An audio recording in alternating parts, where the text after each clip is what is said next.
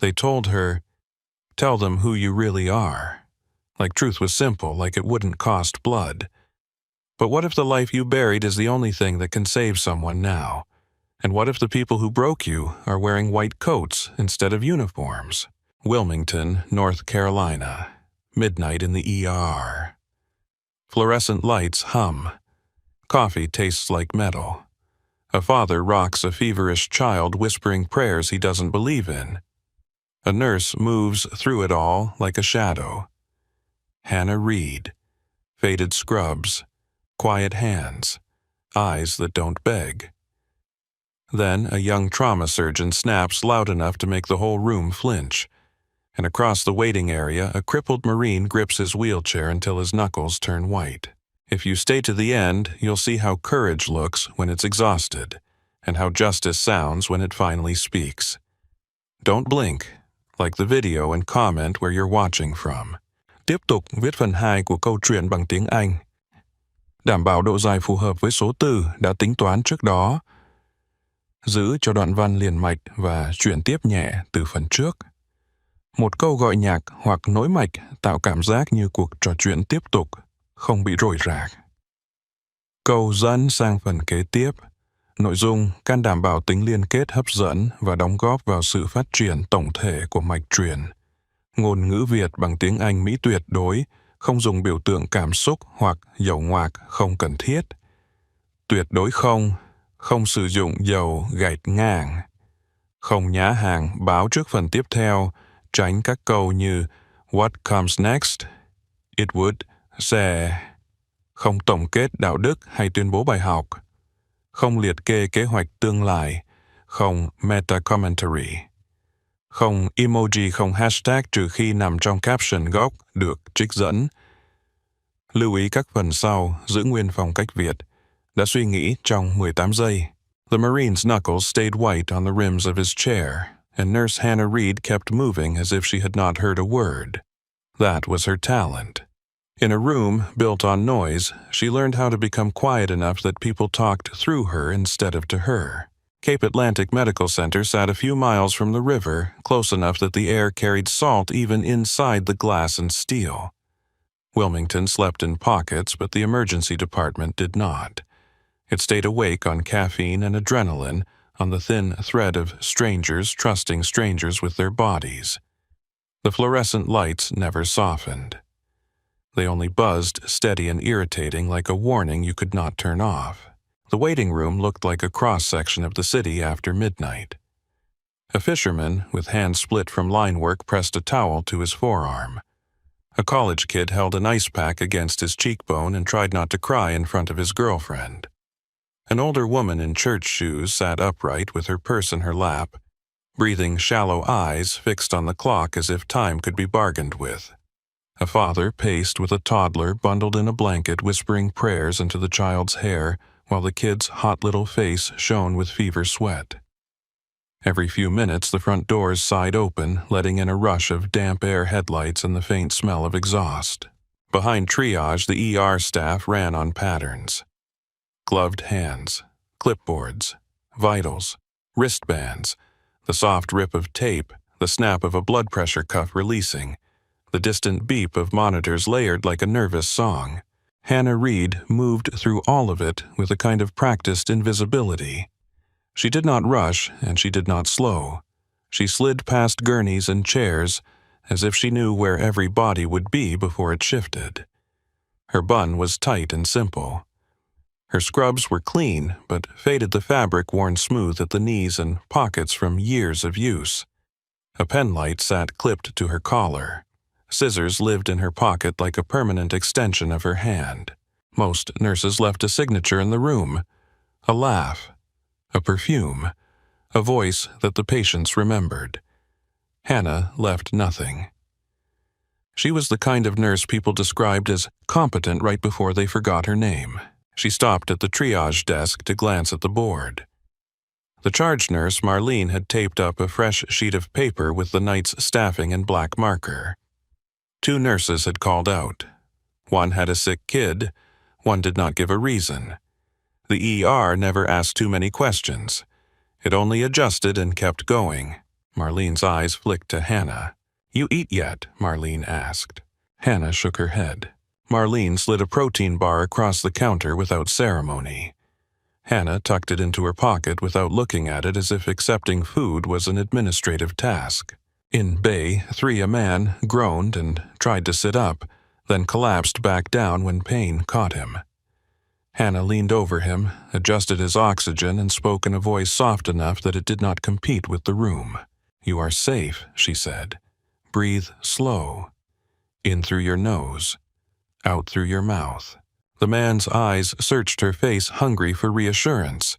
Hannah offered none of the usual performance. No bright smile, no overpromises. Just calm, steady attention. Her hand settled on the man's forearm, pressure firm, grounding. His breathing slowed. The monitor steadied. He relaxed without understanding why. Hannah stepped away, already moving to the next bed. A curtain snapped open behind her, and Dr. Cameron Knox strode through as if the fabric owed him respect. Knox was new enough that people still tried to pin a first impression on him. Some called him brilliant. Others called him ambitious. Hannah watched him like she watched a potential hazard in a hallway. Something you acknowledged, adjusted for, and did not trust. He had the kind of face that hospitals put on brochures. Clean jaw, straight teeth, eyes that looked attentive when he wanted them to.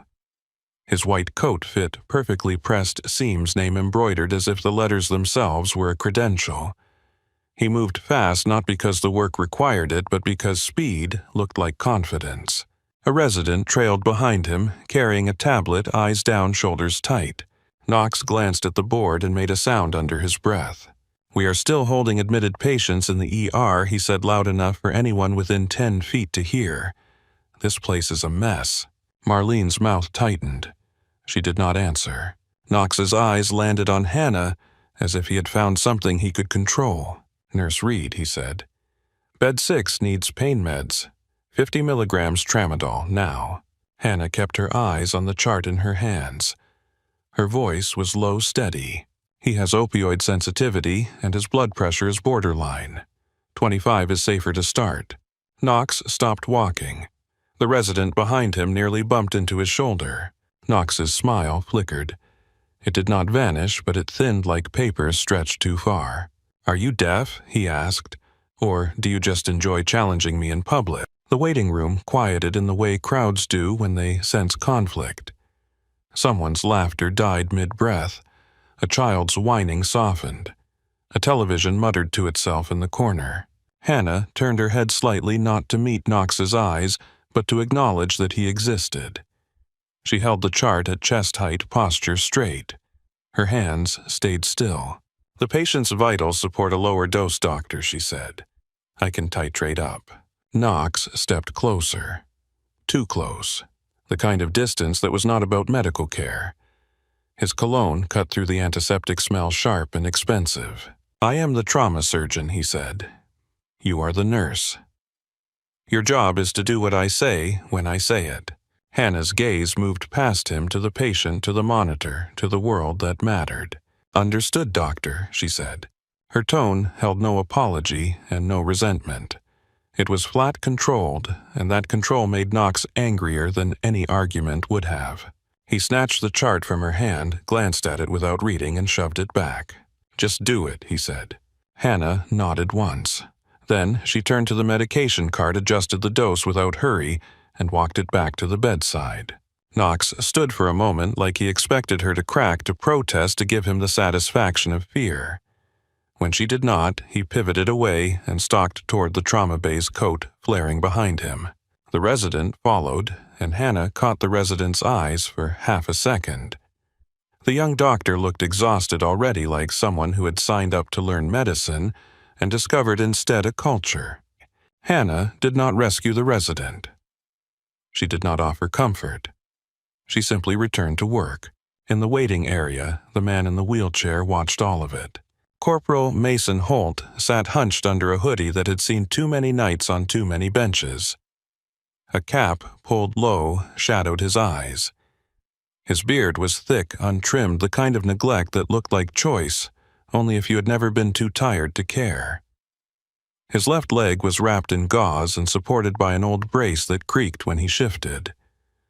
A smell clung to him that the ER knew well, a mix of sweat, stale coffee, and the outside. Most people looked at him and saw a problem. A veteran with no insurance. A patient who might be angry. Someone who would take up space and give nothing back. Hannah did not look at him at all. That was not cruelty. That was her rule. She did not collect faces. She did not invite stories. Not here. Mason's eyes tracked her anyway, not the way men watched nurses with hunger or complaint. He watched her the way Marines watched a new terrain. He noticed what did not fit. When Knox leaned into Hannah's space, she did not lean away. Her shoulders stayed squared. Her weight stayed balanced. When she turned, she did not swing her hips like most people. She pivoted on the ball of her foot, smooth and silent. When the room quieted, she did not look around to see who had witnessed the humiliation. She looked at the patient monitor, assessing, measuring, deciding. Mason's fingers tightened on the wheels. He rolled a little closer, slow enough that no one would stop him. He did not know why he cared. He only knew the shape of the moment, the familiar taste of unfairness dressed up as authority. A volunteer at the check-in desk called his name wrong, then corrected herself. "Mr. Holt," they said. "You are still waiting on ortho." Mason nodded once. He had been waiting for hours. He did not complain. That was another thing people misread about him. Silence looked like weakness to civilians. In the Marines, it was often discipline. A young orderly pushed a mop bucket across the floor and muttered something about another homeless guy. Mason did not react. He had learned a long time ago that reacting was what they wanted. Reaction made you easy. He watched Hannah slide between rooms, always in motion, always precise. He watched Knox speak down to nurses and techs like they were furniture. He watched the staff absorb it. Some with anger, some with numbness, most with the resignation that came from needing the paycheck more than they needed dignity. The ER had its own chain of command, unofficial but real. Attending physicians held the gavel. Charge nurses held the glue. Techs kept the place physically moving. Security hovered like a threat everyone pretended was protection. Hannah operated in the seams. She did not take credit. She did not raise her voice. She did not argue. And yet, things happened around her as if she were setting them in place. A clean tray appearing before someone asked. A child's tears stopping because Hannah's hand found their shoulder. A patient's panic softening because her tone never rose to meet it. Marlene caught up with Hannah near the supply room and spoke without looking at her, like they were both pretending this was just logistics. "He did it again," Marlene said. Hannah opened a cabinet and checked the inventory with quick eyes. Gauze, saline, syringes. "Yes," Hannah said. Marlene's jaw flexed.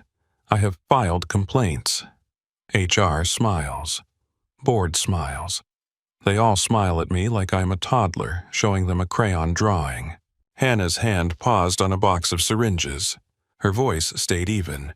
"He is protected." Marlene snorted. "Like he is royalty." Hannah slid the box into place and shut the cabinet door softly. "He is someone's son," Hannah said. Marlene looked at her, then really looked. The fluorescent lights cast harsh shadows under Hannah's eyes. There was fatigue there, deep and old. Not the normal burnout of a nurse. Something with sharper edges. "You were in the military," Marlene said quietly. Hannah's gaze shifted to the floor for a moment, then back to the supply list. That tiny movement was a wall. "I was in a lot of places," Hannah said. Marlene waited for more. Nothing came. Marlene sighed. "Fine. Just keep your head down tonight. He's looking for a fight." Hannah nodded once. "Keep your head down." That had been advice in more than one world. In one world, it meant survive the politics. In another, it meant stay alive. Hannah pushed the medication cart back into the hall. As she rolled her eyes, did something that would have looked like distraction to most people. To Mason, it looked like scanning. She checked the exit at the far end. She checked the corners. She noted where security stood. She kept her path clear. Mason felt a slow, cold certainty grow in his chest. He had seen that scan before. He had done it himself in markets overseas, in narrow alleys and doorways that smelled like cooking oil and gunpowder. You learned to check angles because death did not announce itself. It just appeared. Hannah paused at a bay, where an elderly man clutched his chest, face pale. The man's wife stood beside the bed, twisting her hands until her knuckles popped. "Is he having a heart attack?" the wife asked, voice shaking. Hannah placed 2 fingers on the man's wrist, found his pulse without looking, and listened with her eyes more than her ears.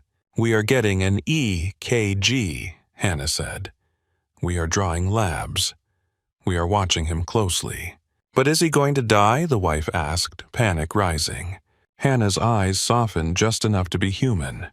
"He is here," Hannah said. "That is the right place to be." The wife exhaled like she had been holding her breath for an hour. Mason watched that, too. Not the words, the steadiness behind them, the refusal to perform false comfort, the ability to anchor someone without lying. A patient in the next bay yelled, demanding water, demanding a doctor, demanding respect. Hannah did not flinch.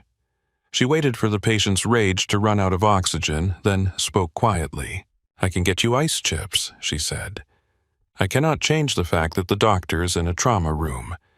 You can yell at me and still wait, or you can breathe and still wait." The patient stared at her, then laughed once, short and surprised. "Fine," he muttered. "Ice chips." Hannah nodded and walked away. Mason's mouth twitched almost a smile. Almost. He rolled a little closer again, careful. His injured leg throbbed a deep ache that came with its own memories. Metal rods, screws. A surgery that had been more about getting him stable than getting him whole. The pain was familiar companion that never spoke but never left. An orderly passed with a portable X-ray machine wheel squeaking. Mason caught the orderly's sleeve gently, not aggressive. "Hey," he said, "that nurse, the quiet one, what is her name?" The orderly glanced at Hannah, then shrugged. "Hannah Reed. She has been here forever. Doesn't talk much. Just works." "Was she in the service?" Mason asked. The orderly snorted. "Man, half the people in Wilmington got a cousin in the service. Why?" Mason released the sleeve. No reason. But there was a reason. Mason's mind reached for an image. A dusty valley. A voice in his earpiece. A hand slamming a bandage down on his chest pressure so hard it hurt more than the wound. A woman's eyes above a mask, calm and furious at the same time. The memory did not arrive clean. It came in fragments because trauma stored itself in shards. He blinked hard and focused on the present. The ER lights. The smell of disinfectant. The faraway siren of a police car on Market Street. Hannah walked past him on her way to the linen cart. For a moment her sleeve shifted, revealing pale skin at her wrist. Mason saw nothing clear, no obvious tattoo. Just the suggestion of something faded under the fabric edge. His stomach tightened. He spoke before he could stop himself. "Nurse Reed," he said. Hannah did not pause. She did not turn her head. It was not rudeness. It was her training. You did not respond to a stranger's voice without assessing. Mason tried again, quieter, less public. "Ma'am?" Hannah stopped near the linen cart. She turned slowly, face-neutral, eyes on his hands first, then his shoulders, then his face. The assessment happened in less than a second. Her eyes were not warm. They were not cruel. They were clear. "Yes," she said. Mason's throat felt tight. He had not planned words. He was not good at delicate. "You have been working a lot," he said. Hannah's eyes flicked down to his leg and back up. "What can I do for you, Mr. Holt?" Mason almost corrected her. He almost said I was a corporal. He almost said you knew my name once. He swallowed it. "My leg needs a consult," he said. "It has been 3 hours." Hannah nodded. "I will check on it." Mason watched her for a beat, then took the risk. "You do not stand like most nurses," he said. Hannah's expression did not change, but something in her eyes sharpened. "I stand how I stand," she said. Mason leaned forward slightly in his chair, voice low. "Parade rest," he said.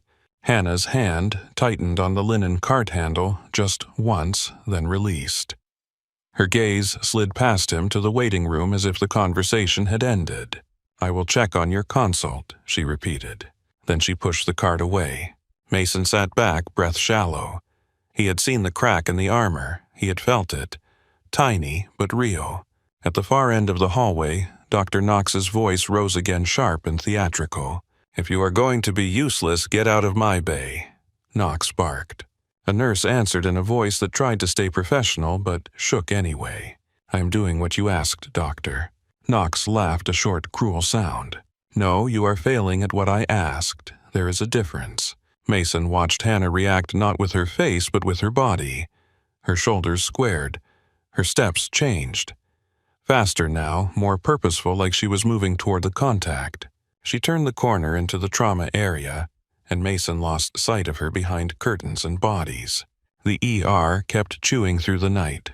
A man came in with a cut hand from a bar fight. A teenager came in pale with abdominal pain and fear in her eyes. A woman came in shaking, smelling of alcohol and despair. Hannah moved between them all with the same steady cadence. She cleaned wounds. She started lines. She coaxed breaths.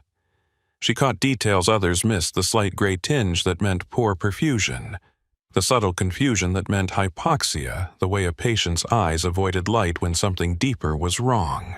The staff began to rely on her without admitting it.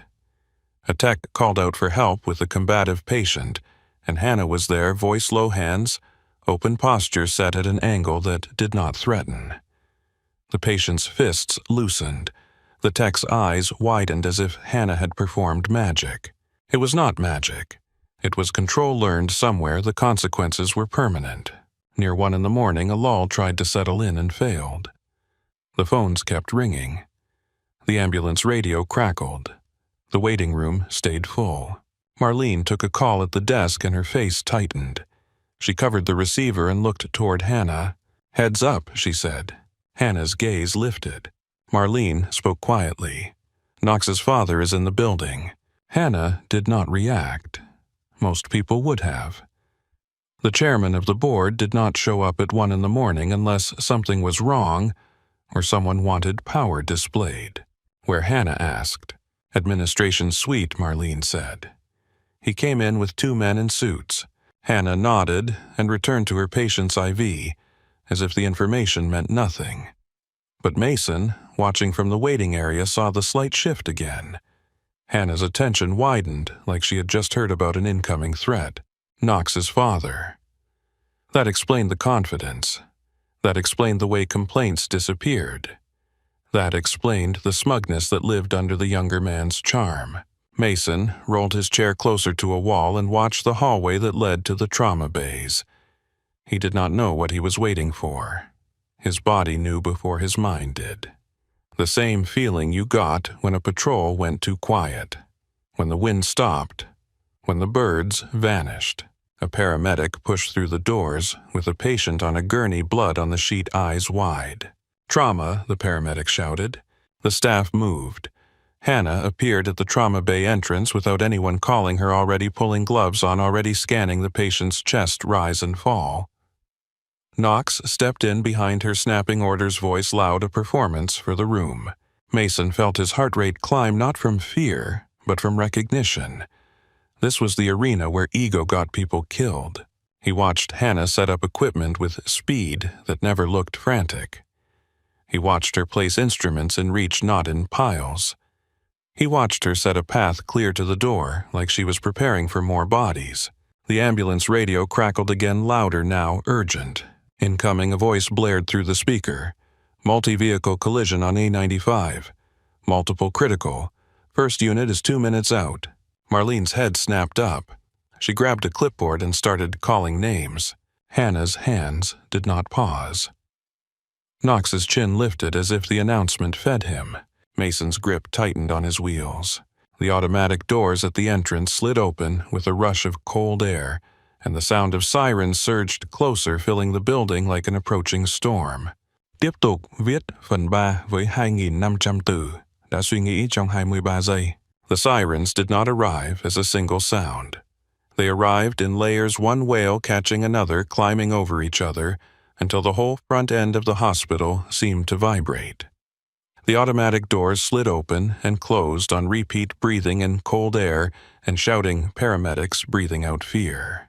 Marlene's voice cut across the nurse's station. Clear trauma 1. Clear trauma 2. Move admitted holds to the hallway. Now. A tech sprinted past with a stack of fresh linen. Someone shoved a crash cart into position and the wheels skidded for a heartbeat on the tile. Hannah's hands were already gloved, already busy, already calm. She did not look at the doors. She looked at the people, the spaces between people, the routes that would matter when bodies began to pile up. The ambulance radio crackled again, frantic and clipped. Unit 1 is 2 minutes out. Multiple critical. 1 with chest trauma and severe respiratory distress. Possible tension pneumo. 2nd is head injury altered. 3rd is a pediatric passenger. The word pediatric landed like a weight in the room. A few heads turned, a few throats tightened. Hannah did not react outwardly, but her eyes sharpened attention, narrowing and widening at once. Dr. Cameron Knox appeared as if summoned by the idea of an audience. He snapped on gloves with a flourish, tugged the cuffs tight, and stepped into Trauma 1 like he owned the oxygen. "All right," he said loud, "listen up. I want full labs on anything that rolls in. I want imaging moving. We do not bottleneck." A resident nodded too fast. A junior nurse swallowed and pulled a tray toward the bay. Hannah moved past them with the chest tube kit already in her hands, the packaging peeled open with practiced speed. Knox glanced at her and his smile returned thin as wire. "At least you can follow instructions when it matters." Hannah did not answer. She set the kit down, organized instruments by reach and sequence. Scalpel placed where the hand would find it without searching. Forceps aligned, gauze stacked, antiseptic ready, suture ready. She laid out the needle the way you laid out a last resort. Mason Holt watched from the waiting room, half-turned in his chair so he could see the trauma bay entrance between bodies. The hallway was a funnel now. People poured through it, creating the same kind of tight chaos Mason remembered from other places where walls and panic made movement dangerous. The doors burst open. Paramedics rushed in with the first gurney, and the patient on it looked like he had been dragged out of a nightmare. A man in his 30s, face-gray lips tinted blue. His chest rose unevenly, one side lifting high while the other lagged as if the air had chosen a side and refused to share. His eyes were wide and unfocused, fighting for breath, like it was something that could be stolen. Male. 32, the lead paramedic shouted. High-speed rollover. Chest trauma. Breath sounds absent on the right. Trachea feels shifted. Jugular looks distended. Pressure is dropping. He is spiraling. The monitor beeped fast and shallow. Knox stepped in close, voice sharp. "Move! Get him over! Oxygen! 2 large bore IVs chest tube kit." Hannah was already there. She held the kit, open her eyes on the patient's neck and chest, watching for the story the body was telling. The skin at the collarbones looked tight. The man's right side barely moved. A junior nurse jabbed at the patient's arm with an IV catheter and missed. The vein collapsed under her fingers. "I cannot get a line," she said, panic rising. "His veins are gone." "Drill him," Knox barked, intraosseous. "Now." The tech brought the IO driver. The sound of it, that brief mechanical whine, made a few people flinch. Hannah did not flinch. Knox grabbed the scalpel. For a moment his hand hovered. It was subtle, but Mason saw it even from where he sat. A hesitation at the edge of a decision. A man used to being certain, suddenly unsure in front of a dying stranger. Prep Knox said louder, like volume could cover doubt. "I am going in." Hannah's voice came not loud but clear, slicing through the noise. "Doctor, he is crashing fast. If you go too low, you will hit the wrong space." Knox's eyes flashed. "Do not coach me." Hannah kept her gaze on the patient. "His landmarks are distorted. Swelling is pulling you down." Knox's jaw clenched. Sweat shone on his forehead under the lights. I said, "Stop talking." The patient's breath turned into a wet gasp. The monitor's rhythm stuttered. "His S8s are 60, someone called." Knox leaned over the chest, palpating with fingers that now moved too quickly, searching for certainty that was not there. He made an incision. The angle was wrong. It was not dramatic. It was the kind of wrong that looked like a small error until it became a fatal one. Hannah saw it. Her shoulders tensed in a way only Mason noticed. The rest of the room was watching Knox, waiting for him to be the hero he wanted to be. Knox jammed the trocar forward. There should have been a sound. A hiss, a release. A proof that pressure had been relieved. There was nothing. The patient convulsed a full-body spasm that lifted him slightly off the bed. The monitor screamed a new tone, long and flat like a siren, turned into a line. "He is coding," the resident said, voice cracking. Knox froze. His eyes locked on the screen like he could argue with it. The confidence drained out of his face so fast it looked like the lights had changed. For a second, nobody moved. That second held the weight of the rest of the man's life. Then Hannah moved. It was not the movement of an employee waiting for permission. It was not the movement of a frightened nurse hoping not to get blamed. It was decisive and violent and clean. She stepped into Knox's space and drove her hip into him with controlled force. Knox stumbled back and slapped against the wall, stunned. "What are you doing?" he sputtered.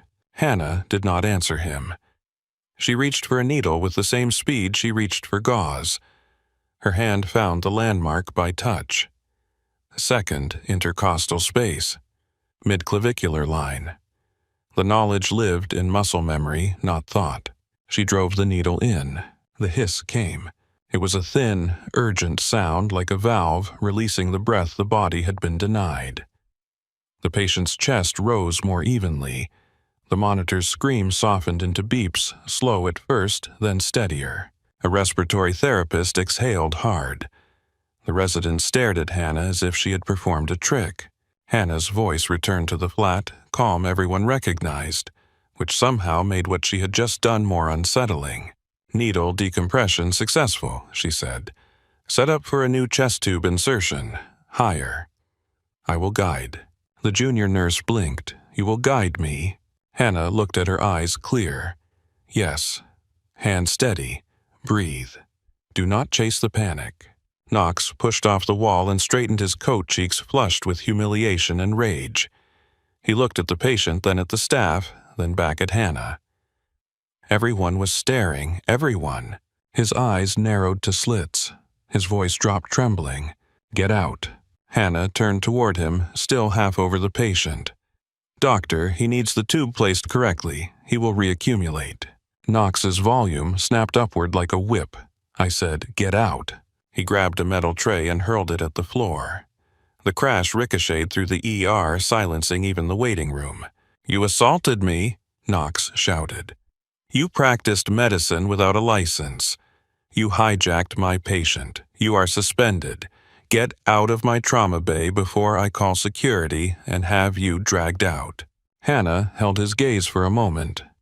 Not defiant, not pleading, just looking like she was taking inventory of a threat and deciding it was manageable. Then she nodded once. "Understood," she said. She peeled off her gloves slowly and dropped them into the biohazard bin. The blood on them was not hers. The resident stepped forward, voice small. "Dr. Knox," she saved him. Knox's head snapped toward the resident. "Do you want to join her?" "Because I can make that happen." The resident backed away. Hannah turned and walked out of the trauma bay. As she crossed the threshold, Mason Holt felt electricity run down his spine. Not because of the drama, because of the way she moved. The hip check was not random. It was a close quarters maneuver, the kind you used to clear a doorway when you could not afford to hesitate. The way she stepped in controlled Knox's position reclaimed space. That was not hospital training. Hannah passed Mason in the hallway, head down, shoulders tight. For the first time, she looked like someone trying to hold herself together, not like someone who had never been touched by chaos. She lifted a hand to wipe sweat from her neck. Her sleeve shifted. Mason saw the skin at her collarbone, a patch of scar tissue shaped like a burn star. Not pretty.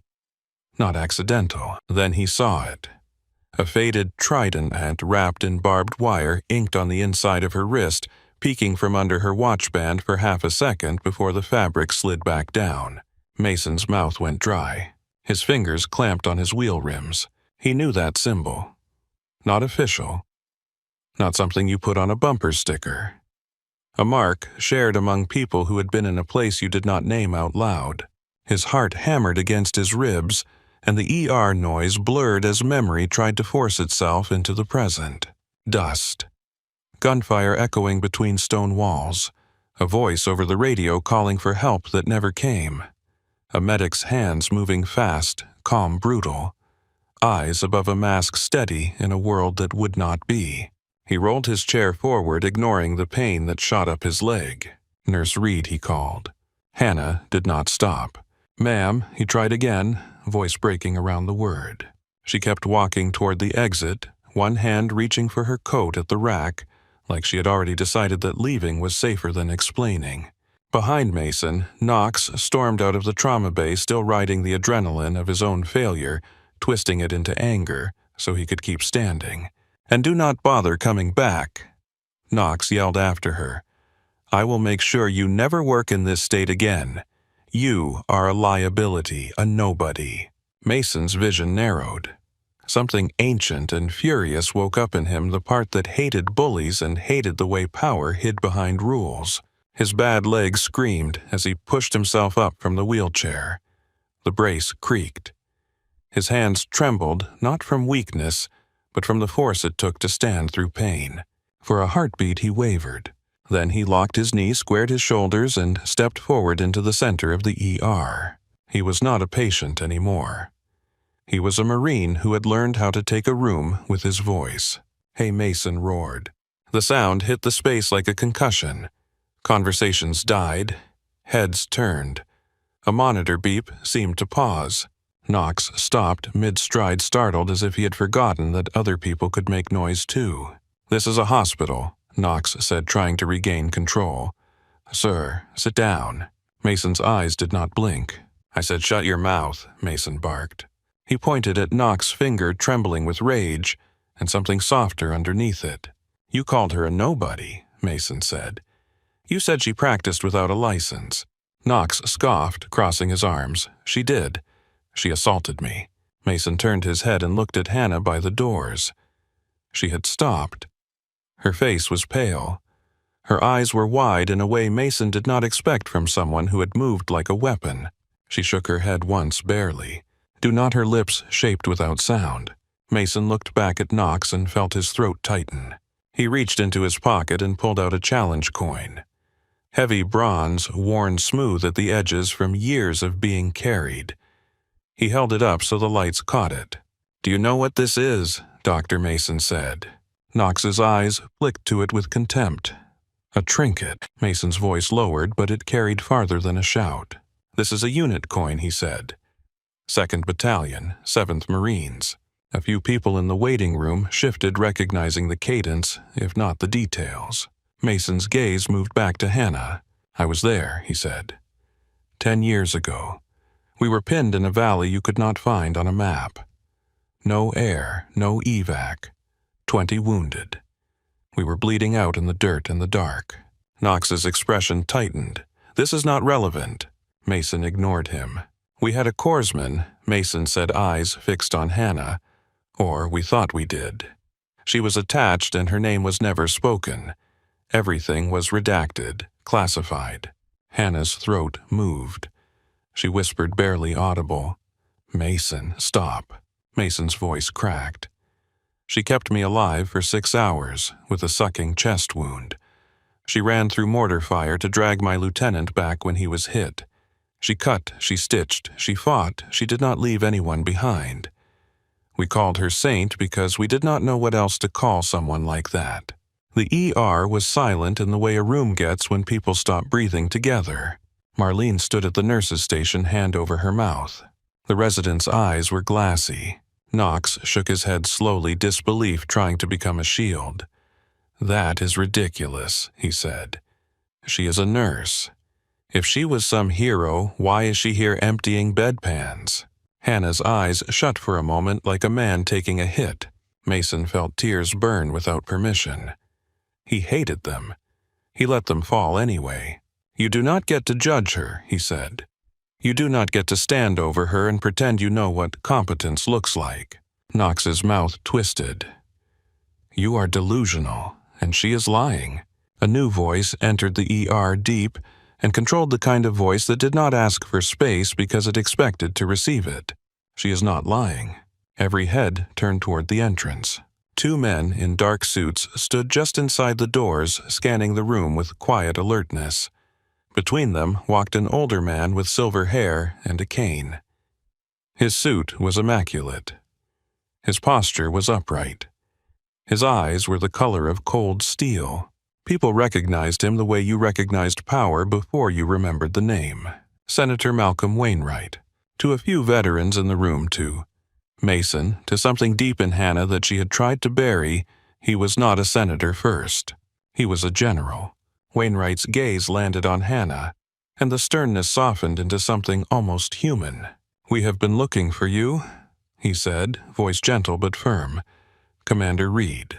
A ripple moved through the ER like wind through grass. Knox's face blanched. "Senator Wainwright," he stammered, suddenly polite. "I did not realize you were here." Wainwright did not look at him. He walked straight to Hannah.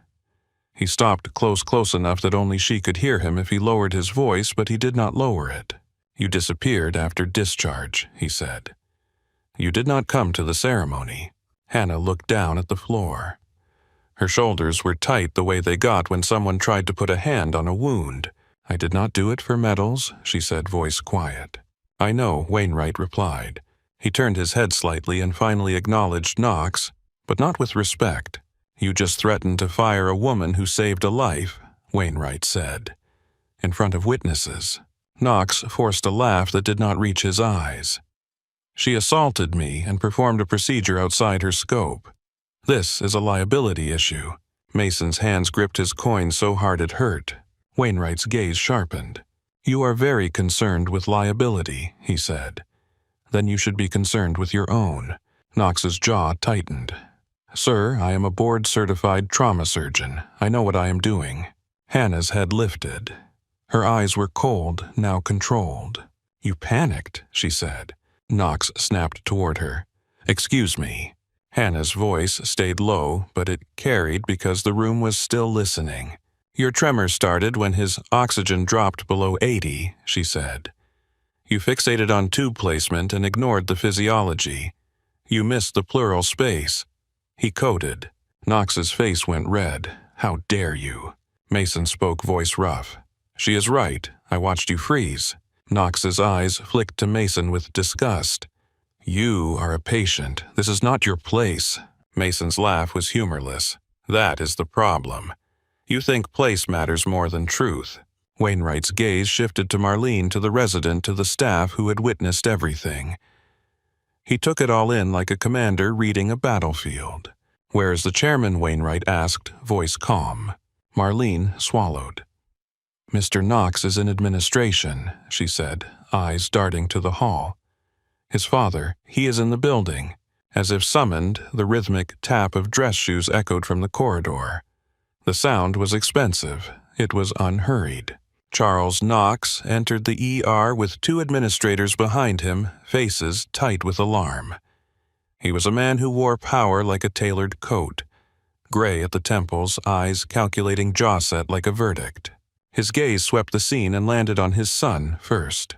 "Cameron," he said cold, "what on earth is going on?"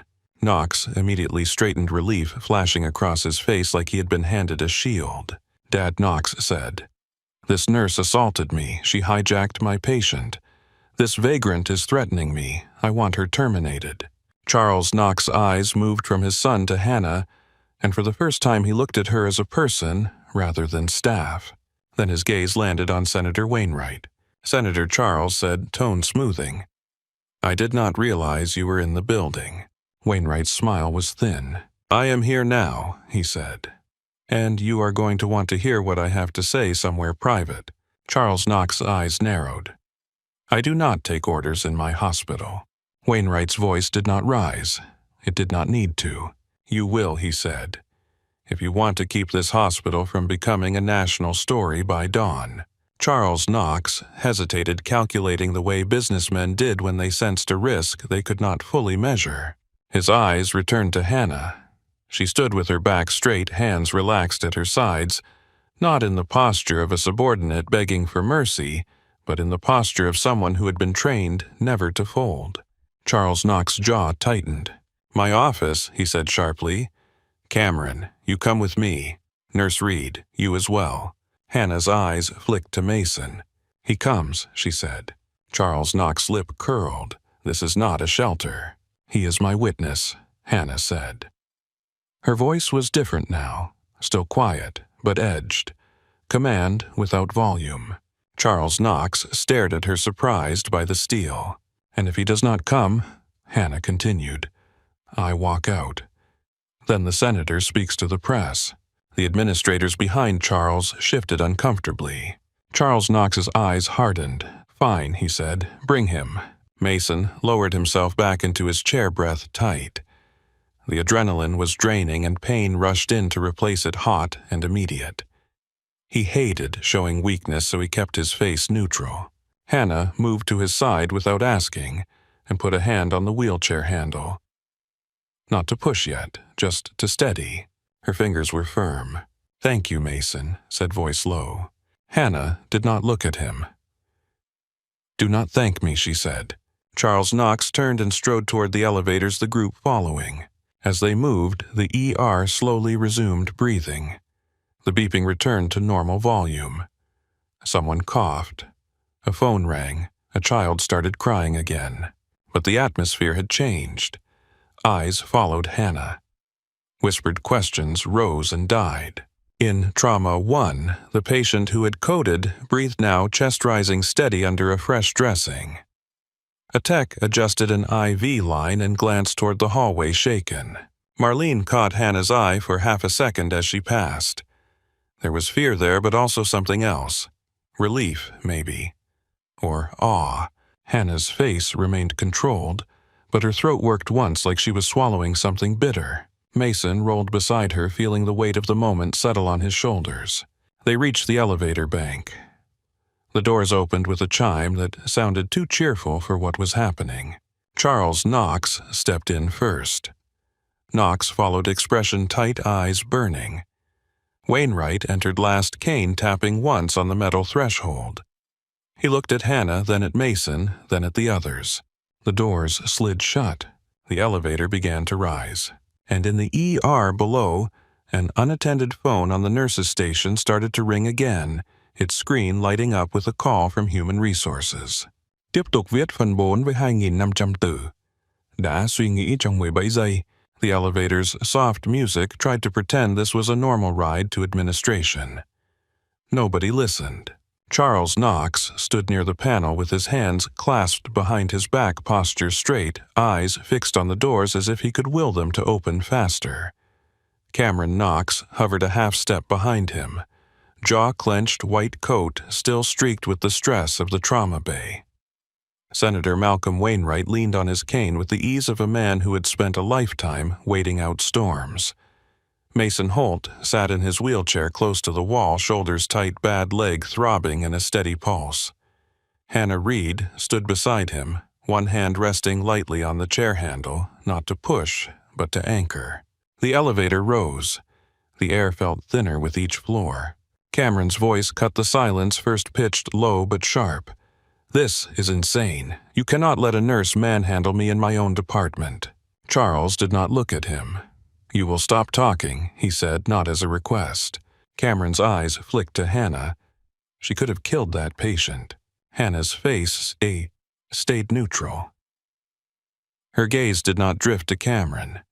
It stayed on the seam where the doors met, like she was watching for the moment the room changed shape. Wainwright spoke without turning his head. "That patient coded because your hands shook." Cameron's cheeks colored. "You were not in the bay." Mason's laugh came out rough. "I was. Everyone was." Cameron's eyes snapped toward him. "You are a patient. You have no idea what you saw." Mason's hands tightened on the wheel rims. "I know panic. I know when someone freezes." Charles finally turned eyes cold. "Cameron, enough." The elevator chimed. The doors slid open onto the executive floor. Carpet replaced tile. The light softened, warm and expensive. The air smelled like leather and coffee that did not come from a break-room pot. A receptionist looked up and startled as if she had never expected to see blood or wheelchairs here. Charles walked without slowing. My office. The corridor outside his suite was lined with framed photographs and plaques. Donors, groundbreakings, smiling men in suits, cutting ribbons with oversized scissors. A hospital built on image. Charles pushed into his office and the room swallowed them. Mahogany, polished to a mirror shine. A wall of windows overlooking Wilmington's river lights. A shelf of awards, none of them earned with sweat. A desk positioned like a barricade designed to make anyone on the other side feel small. Charles stepped behind it and did not sit. Cameron moved to the side, pouring himself water from a crystal decanter, as if hydration could steady a bruised ego. Wainwright stayed near the door, cane-planted body, relaxed but watchful. He looked less like a guest and more like a man guarding an exit. Hannah guided Mason to a spot where he could see everyone. She did not ask permission. She parked him close enough to hear every word. Charles's gaze settled on Hannah. It was the first time he had truly looked at her not as staff, but as a variable he had not planned for. "Ms. Reed," he said. "My son tells me you assaulted him." Hannah's voice was calm. "I moved him out of the way." Charles's eyes narrowed. "Do you understand how that sounds?" "I understand what happened," Hannah said. Cameron's cup clinked against the decanter as he set it down too hard. "You do not get to rewrite this. You hip-checked me like a bouncer. Then you performed a procedure." Wainwright's tone stayed even. "She performed a life-saving intervention." Charles's jaw flexed. "Senator, I respect your service, but you are not part of this hospital's clinical oversight." Wainwright looked at him, eyes flat. "I am part of whatever becomes federal news by sunrise." Charles's expression tightened. "Threats do not impress me." Wainwright's hand slid into the inside pocket of his suit jacket. He drew out a folder, plain thick edges worn like it had traveled. He set it on Charles's desk. Charles did not touch it. "What is that?" "Verification," Wainwright said. "The kind your administrators keep asking for when people with medals do not fit the narrative." Cameron stepped closer, eyes hungry. "This is ridiculous. She is a nurse." Hannah's mouth tightened at the word, not offended, just tired. Charles opened the folder. His eyes moved across the first page, then the second. The color shifted in his face, not dramatic, just a slow draining, as if his brain was recalculating. Cameron leaned over his shoulder. "What is that?" Charles's voice came out quieter. "Hannah Reed." Hannah did not flinch at her own name, but Mason saw her fingers tighten once on the wheelchair handle. Charles read again slower. "Lieutenant Commander, Navy Medical Corps, former attending trauma surgeon." Cameron blinked like he had misheard. "That is not possible." Wainwright's voice stayed calm. "It is possible. It happened, and your staff just watched you threaten her with security." Charles turned another page. His eyes paused. The room went silent. "What is it?" Cameron demanded. Charles looked up, gaze locked on Hannah now with a new kind of attention, something between disbelief and apprehension. Wainwright answered for him, "Navy Cross." Cameron's mouth opened, then closed. "No." Wainwright's eyes did not soften. "Yes." Cameron's voice came out brittle. "Then why is she here?" Hannah's gaze dropped to the carpet. When she spoke, her voice was quieter than before, stripped of the ER's armor. "Because I wanted to disappear," she said. Charles closed the folder slowly, like he was afraid of what else might be inside. He looked at Wainwright. "Why are you doing this?" Wainwright's cane tapped once on the carpet deliberate. "Because you have a surgeon downstairs who thinks humiliation is leadership. Because you have a nurse who saved a life and got threatened for it. Because you have a veteran in a wheelchair who had to stand up in your ER to remind everyone what respect looks like." Cameron's face tightened. "She still assaulted me." Hannah lifted her head. Her eyes were clear hard. "You froze. You missed the space." He coded. Cameron's voice rose. "You do not get to diagnose my performance." Mason's tone was low rough. "She does. She saved him." Charles raised a hand. "Stop." He looked at Hannah. "If you are who this says you are, then you understand scope. Liability. Protocol." Hannah's face did not change. "I understand death." Charles stared at her for a beat, then glanced at Mason. "And you are her witness." Mason's shoulders squared. "Yes."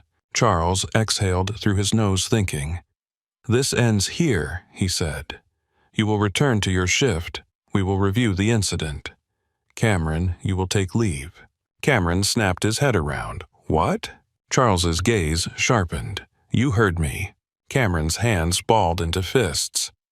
"You are choosing her over your own son." Charles's voice went quiet and dangerous. "I am choosing the hospital." Cameron's eyes flashed. He looked at Hannah with something like hatred, raw and bright. Hannah did not look away. She had seen worse than hatred. She had watched it grow teeth. Charles looked at Wainwright, trying to regain control. "Senator, I assume you will keep this private." Wainwright's smile was thin. "That depends on what happens downstairs." Charles nodded once, then turned his gaze back to Hannah. "Go." Hannah guided Mason toward the door without speaking. Wainwright held it open. As they stepped into the hall, Mason's breath came out shaky. The adrenaline was fading, replaced by pain, and the ache of what he had just dragged into the light. Hannah pushed the wheelchair toward the elevator bank. Her hands were steady, but her face had gone pale under the warm executive lights. Mason glanced up at her. "You did not have to let him read that." Hannah's eyes stayed forward. "I did not." He knew anyway, Mason said. Hannah's jaw tightened. Knowing is not the same as saying it out loud. The elevator doors opened. They stepped in. The ride down felt longer. When the doors slid open on the ER floor, the smell hit them first. Disinfectant, blood, sweat, coffee. The sound followed a wall of human life. Phones ringing. Monitors beeping. Voices calling orders. But something had shifted. People looked up as Hannah rolled Mason out. Eyes followed her. The whispers did not start yet, but they collected in throats. Marlene moved toward Hannah, face tight. "You okay?" Hannah nodded once, not convincing. Marlene's gaze flicked to Mason. "Ortho is finally ready, Bay 7. Mason's bad leg throbbed. He swallowed it down. "Thanks."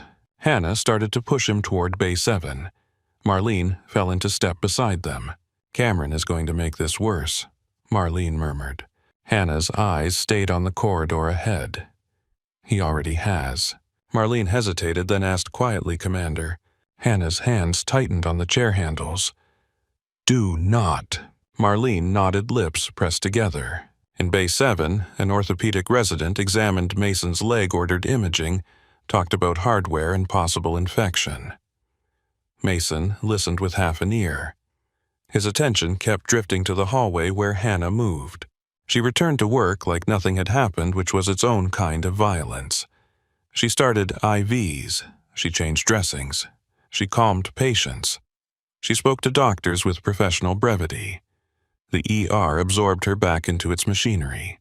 But every time she passed, someone's eyes lingered. It was not admiration yet. It was curiosity, a hunger to attach a story to the woman who had been a ghost. Hannah felt it. Her shoulders stayed squared, but her movements tightened, like she was trying to make herself smaller again. Near the nurse's station, a young tech held up a phone screen to another nurse, whispering. The nurse's eyes widened. Mason caught a flicker of the screen. A shaky video clip. Hannah's silhouette in the trauma bay. Knox's voice loud. The sound of the tray crashing. Mason's own shout shaking the room. Someone had recorded it. It was already moving. Hannah did not see the phone. Or she saw it and refused to acknowledge it. By the end of the shift, she slipped out through a staff exit hoodie, up head down, moving fast enough that no one could stop her. Mason stayed for imaging and antibiotics, then waited again in the discharge area. The sun rose and turned the windows pale. The ER lights stayed the same. He dozed in his chair and woke to a different kind of noise. Outside voices, cameras, the rumble of vans. A nurse walked by and muttered, "This is insane." Mason rolled closer to the entrance, careful, and saw the line of news vans parked along the curb. Reporters stood in clusters, microphones in hand, scanning anyone in scrubs. A camera swung toward the doors every time they opened. The hospital had been turned into a stage. Inside, staff huddled, whispering. Phones were out everywhere now, screens glowing with the same clip. A title floated across one of them in bold letters. Marine confronts surgeon nurse, saves patient. Mason's stomach tightened. Hannah arrived for her next shift through the loading dock, moving like a fugitive. Mason did not see her, but he could picture it. Hood up, eyes down, hands already steadying themselves. The storm followed her inside anyway. By mid-morning, the hospital hallways smelled like stress. Lawyers in suits moved with purpose. Administrators spoke in tight voices behind closed doors. A security guard stood too close to the ER entrance, pretending it was routine. Marlene found Hannah in the medication room counting vials. "They are looking for you," Marlene said quietly. Hannah did not look up. "I am here." "Human resources," Marlene said. 10 o'clock. Hannah's hand paused on a vial. She capped it and set it down with slow precision. "Who else?" she asked. Marlene swallowed. "The Knox family attorney." Hannah's eyes lifted. There was no surprise, just confirmation. Mason, still in the building, waiting on follow-up labs, rolled past the HR corridor and saw 2 men in suits standing outside the door like bouncers. One checked his phone and did not bother to hide his irritation. Mason kept rolling until he found a spot down the hall angled so he could see the HR door without looking like he was watching. The wheelchair made him invisible in a different way. People looked through him. At 10 o'clock sharp, Hannah arrived. Hoodie off, scrubs on, hair tight, face blank. She walked into HR without hesitation. The door shut. Inside the room was too bright and too clean designed to feel neutral and instead feeling like a trap. A small conference table, a pitcher of water, a stack of forms arranged like weapons. The HR director, a woman with careful makeup and tired eyes, stood and offered Hannah a practiced smile. "Ms. Reed, thank you for coming."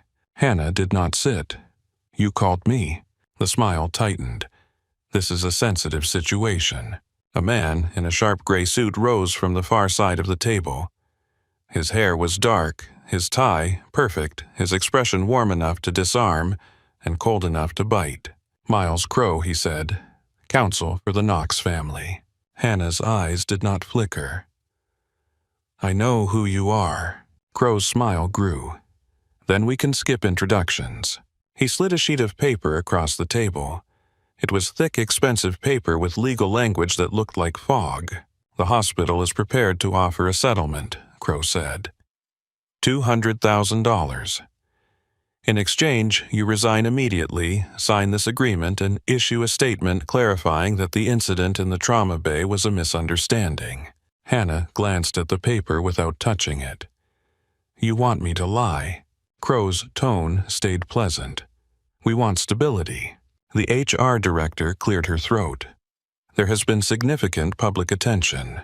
Hannah's eyes shifted to the HR director. "I came to work. I saved a patient. I went home." Crow leaned forward, hands folded. "And now there is a video and a story. And stories get shaped whether you like it or not. Hannah's voice stayed flat. No. Crow's smile did not move, but his eyes hardened. You did not even read it. I do not need to, Hannah said.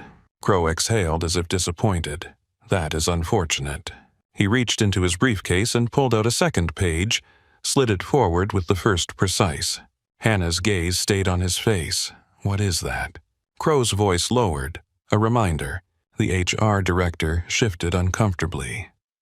Mr. Crow. Crow ignored her. You have something in your past, Ms. Reed. Something sealed. Something the public does not understand. Hannah's throat tightened so subtly it might have been imagined. Crow watched her patient. Karbala District, 2018. The room went colder. Hannah's hands stayed at her sides. Her fingers did not tremble. Only her breathing changed shallow for a beat, then controlled again. That file is classified, she said. Crow nodded, almost sympathetic. Nothing stays sealed if the right people decide it should not. Hannah's eyes narrowed. You do not have it. Crow's smile returned. We know about the child. The word child hit Hannah like a physical blow. Her face did not collapse, but the color drained. Her gaze dropped for half a second to the corner of the table like she needed a point to hold on to. Crow's voice was soft now, almost gentle, the way a man speaks when he thinks he has already won. You were cleared, he said. Officially. But official is not what the internet cares about. People see a headline, they decide what kind of person you are, and then they hunt the rest of the details to match. Hannah's jaw tightened. You are threatening me. Crow spread his hands. We are offering you a way out. The HR director looked like she wanted to disappear into the wall. Hannah stared at the paper. $200,000. It would fix the roof on her small house. It would pay off the truck she kept repairing instead of replacing. It would buy silence. Crow watched her eyes move.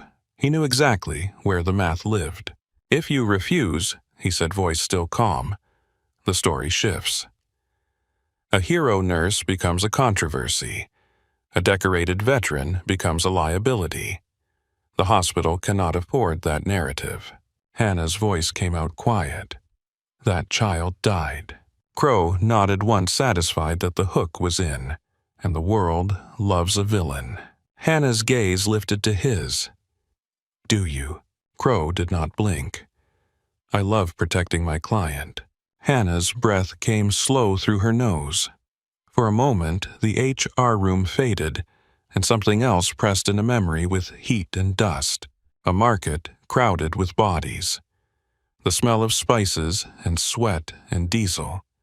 A radio chirping in her ear. A shout in a language she only half understood. A small figure stumbling into view, eyes wide, hands trembling. A vest beneath a shirt, wires like veins. Her own hands moving too fast. Fingers trying to find the right wire, the right cut, the right miracle. Then the flash. The sound that did not sound like a sound, but like the world tearing open. A child's weight going limp in her arms. She forced the memory back down like shoving a lid on boiling water. Crow slid a pen across the table. Hannah looked at it. The HR director's voice came small. Miss Reed, please understand this is also about your safety. Hannah's eyes flicked to her. My safety. Crow's tone stayed smooth. You have been seen. You have been found. Reporters are asking for your address. People are posting theories. You can end this quietly. Hannah's fingers moved toward the pen. Not because she believed him. Because exhaustion made the idea of quiet feel like relief. Her hand hovered over the pen. Crow's eyes glinted. He could taste the signature. Then the HR door slammed open so hard the walls seemed to jump. A young resident stood there, chest heaving, face pale with panic. We need help, he blurted. Crow snapped his head around. This is a private meeting. The resident did not care. Bus crash, he said, voice breaking. School bus. Pediatrics, multiple critical. The attending is overwhelmed. We need every set of hands. The word pediatrics sliced through Hannah's chest. Her hand withdrew from the pen as if the pen had burned her. Crow's voice sharpened. get out." The resident's eyes widened. "They are kids." Hannah turned toward the door. The HR director started to stand. "Miss Reed, please, we are not finished." Hannah's voice came out low, steady, final. "We are." Crow rose quickly, his calm cracking. "If you walk out that door, we release the file." Hannah looked at him. Her eyes were tired and cold. "Go ahead," she said. Crow's face tightened. "Do not test us." Hannah's hand went to the door handle. "I am not negotiating." She stepped into the hallway. Mason, sitting down the corridor, saw the resident sprint away, and Hannah pivot after him without hesitation. Her body changed as she moved. The quiet nurse disappeared. Something else took over, a focus that made the hallway feel narrower, faster. Crow stepped out behind her, voice raised now, losing the polite mask. "You are making a mistake." Hannah did not look back. The ER doors burst open with the sound of a stampede. The smell hit first. Gasoline, rubber, blood, dirt dragged in from the road. A child screamed so high it seemed to split the air. Paramedics flooded in, pushing gurneys that looked too small, carrying bodies that should not have been broken like this. Tiny hands, small shoes, backpacks still strapped to shoulders. A nurse near triage froze, eyes wide, like her mind could not process the scale. An attending physician, Dr. Patel, stood near Trauma 2, trying to take command, voice already hoarse. All right, Dr. Patel shouted. "We need airway here, chest injuries there. Get pediatrics in the bays, move." No one moved fast enough. Hannah entered the ER and stopped dead for half a second, absorbing the chaos. Her eyes tracked the scene in a sweep, taking in the number of gurneys, the number of screaming children, the bottleneck at radiology, the staff who were already drowning. Then she lifted her chin, and her voice cut through everything louder than any sound she had made all night. Quiet. It was not a scream. It was a command, sharp and undeniable. The room flinched into stillness like a unit snapping to attention. Dr. Patel's head turned toward her, startled. Hannah pointed, not hesitating. "Dr. Patel, airway," she said. "Stay on the airway. Do not leave that patient." Dr. Patel blinked. "Who put you in charge?" Hannah's eyes did not soften. "I did." She moved into the center of the ER. Her hands came up, palms open, then chopping through the air as she assigned roles. "Nurse Torres, triage station 2, pressure dressings now," she said. "Orderly, clear the corridor. I want a clean path to radiology. You three." She pointed at interns frozen near the supply room, start IV access. "If you cannot get a line drill, green tags to the waiting room, yellow to bays 4 through 6, red to trauma 1 and 2. Move." The interns snapped into motion, grateful for someone else's certainty. A child on a gurney sobbed, clutching a stuffed animal soaked with blood. Hannah stepped to the side, leaned close, and spoke in a voice only the child could hear. "Look at me," she said. "Breathe with me." The child's breath hitched, then followed her cadence. Hannah's gaze lifted and tracked another gurney. A boy with a limp arm and a face too white. She caught the angle of his leg, the swelling in his abdomen, the way his eyes fluttered. "Bay 5 internal bleeding," she called. "Get him a scan after stabilization. Do not move him unstable." A nurse hesitated. "We do not have enough staff." Hannah did not slow. "Then we stop wasting time arguing." She moved again, cutting through the ER like she had a map in her head. Hands on shoulders, turning bodies, directing gurneys around obstacles. She did not bump into anyone. She did not ask for space. She took it. Mason watched from the corridor, heart pounding. He had seen battlefield triage in dust and darkness. This looked different and the same. The stakes were identical. The only thing that changed was the uniform. Dr. Patel tried to speak again, frustration rising. "Hannah, you cannot just take over." Hannah's eyes snapped to him. The look was not disrespect, it was urgency. "You want to lead," she said, voice low enough to cut, then lead. "But do not drown in noise. Dr. Patel stared at her, then turned back to the child he was intubating, hands steadier now. Hours blurred.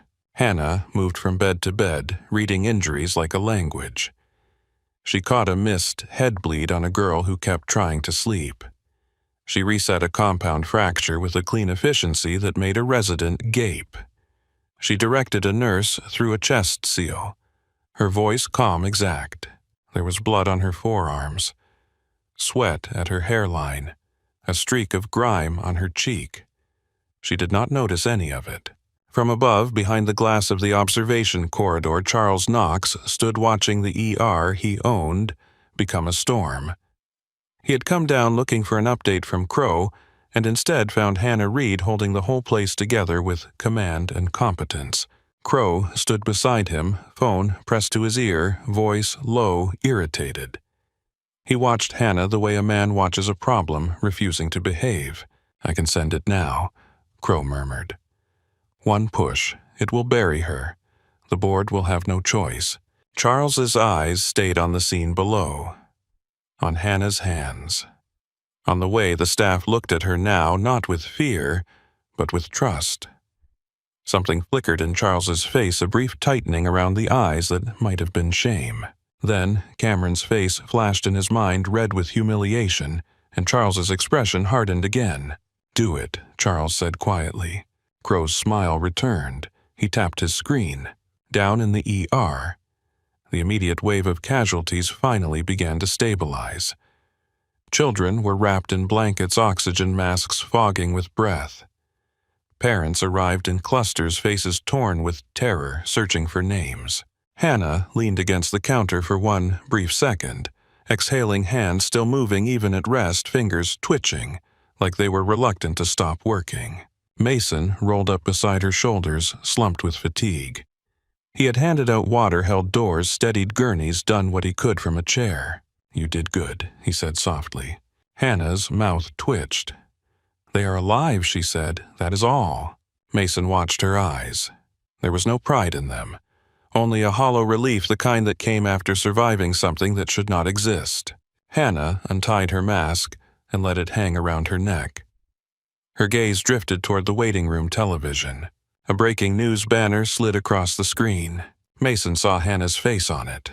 The image was pulled from the earlier ER video, grainy but clear enough. Her eyes, her posture, the caption under it sharp and damning. "Nurse accused of war crimes. Sealed military file leaked." The room seemed to tilt. A reporter's voice filled the ER through the television speakers, polished and cold.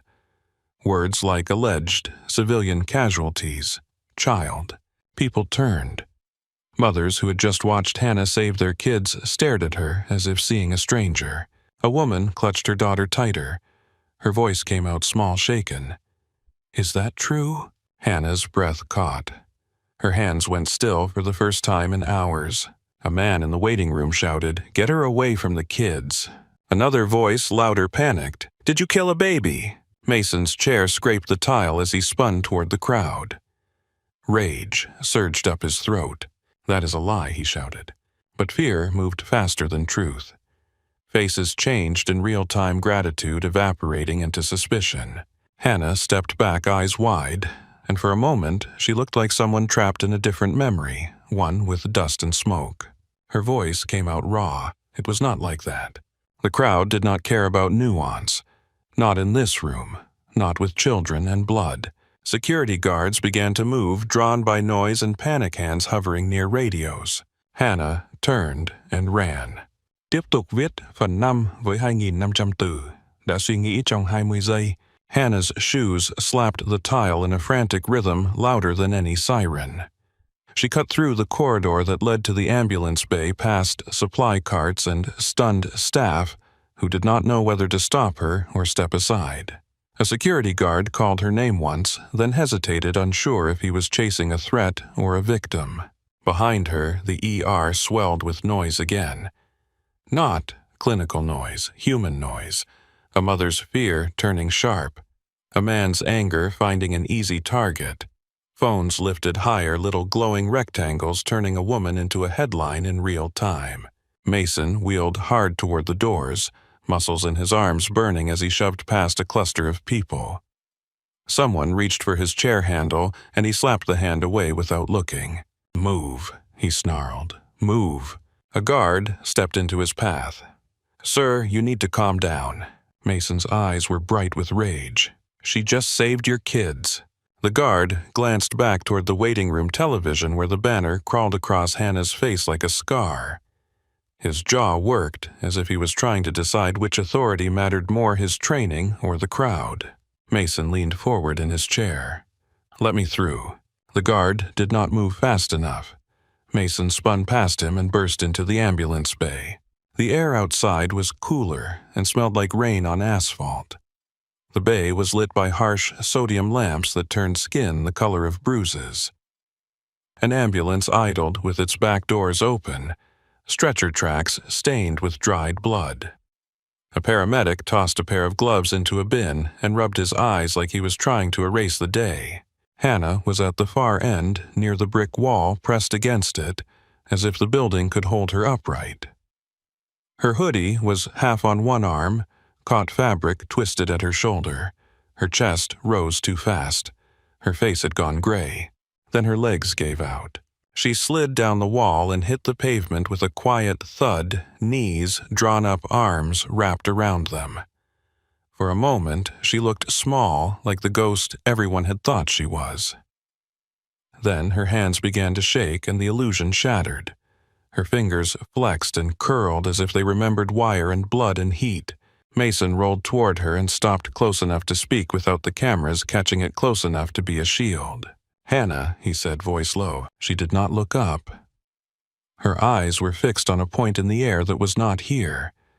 Her breathing hitched like she was trapped under water. "They did it," she whispered. "They found it." Mason swallowed hard. "I know." Hannah's mouth moved again, but no sound came. Her throat worked like she was trying to force something out that had been welded shut for years. Mason leaned closer. "Look at me," he said. "You are here." Her eyes flicked to him unfocused, then sharpened suddenly with panic. "Do not let them near the kids," she said. "Do not let them say it that way." "They are saying it anyway," Mason replied, voice rough. "But I am not letting them touch you." A shadow fell across them. Mason looked up and saw 4 men walking into the ambulance bay like they belonged there, like they had been invited by the smell of trouble. They wore faded jeans and dark shirts. Their boots were scuffed. Their haircuts were civilian versions of something stricter. They moved with the quiet, predatory grace of people who scanned rooms for exits and threats without thinking about it. The biggest one led a mountain of a man with a thick beard and tattoos crawling up his neck like vines. His eyes locked on Hannah instantly, and his face changed from hard to stunned. "Well," he rumbled, voice deep enough to carry through the bay. "I will be damned." Hannah's head snapped up. The moment her eyes met his, her breath stopped. "Kodiak," she said, voice cracked. Master Sergeant Logan Rourke did not smile softly. He did not approach carefully. He closed the distance in 3 strides and crouched beside her, one massive hand settling on her shoulder with a firmness that felt like home. "We saw the video," Kodiak said. "The one where you stood like you were still on the line." Behind him, the other men fanned out without being told. One, with sharp eyes that missed nothing, scanned the ER doors and the parking lot beyond. Glass. Another pulled a rugged tablet from his bag, fingers already moving. Fuse.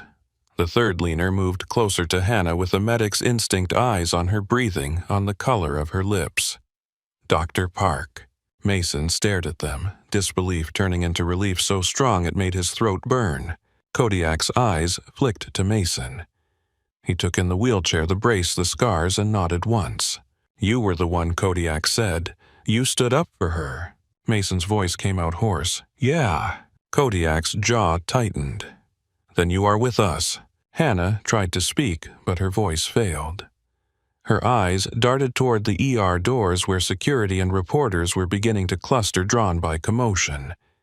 Even from here you could hear the rising murmur, the way a crowd gathered like thunder. Fuse's voice cut in, quick and focused. "The leak is fresh. 25 minutes. Digital drop with a forwarding chain. It lands in a newsroom inbox and hits a bot network.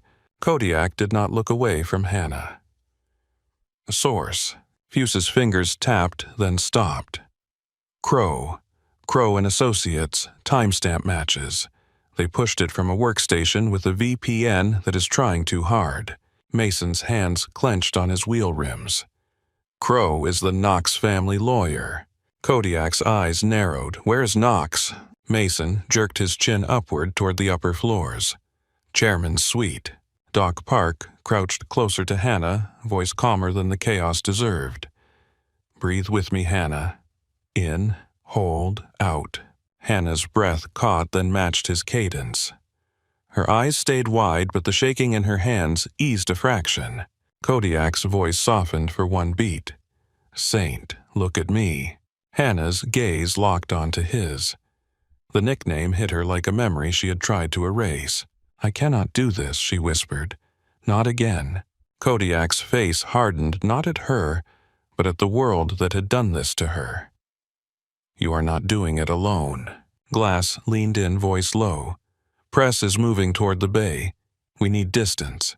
Kodiak looked at Doc Park. Get her out of sight, somewhere quiet. Doc Park nodded. Storage room behind the ambulance garage, 2 exits. Hannah tried to stand, but her legs trembled. Mason rolled closer. Put your hand on my shoulder, Mason said, just for balance. Hannah's hand landed on him light but real. Mason felt the weight of it like an honor. Doc Park helped her up, guiding her toward the side door. Hannah moved like a woman walking through water, but she moved. Kodiak straightened and looked at Mason. You coming? Mason's stomach tightened. I cannot walk. Kodiak's mouth twitched. I did not ask you to walk. He grabbed the handles of Mason's wheelchair with both hands and lifted slightly, testing the weight like it was nothing. Mason's eyes widened. You are serious? Kodiak's grin was brief and humorless. I need a witness, and you look like you have plenty of rage to share. They pushed through the side corridor that led back into the hospital away from the main flow of reporters. Glass slipped ahead, silent, checking corners. Fuse stayed close, tablet in hand, eyes flicking between code and corridor. Kodiak pushed Mason like a battering ram with brakes. They reached the stairwell and started up. The executive floor above had a different air. The smell of disinfectant and sweat gave way to polished wood and expensive cologne. The carpet muted footsteps, which made Kodiak's boots feel louder, heavier, like an intrusion. In Charles Knox's office, the lights were warm. The river glittered outside the windows. The hospital below was a machine he believed he controlled. Charles stood with a glass of scotch, watching the news vans multiply in the parking lot like insects. His posture was relaxed now, the tension of the earlier confrontation replaced by satisfaction.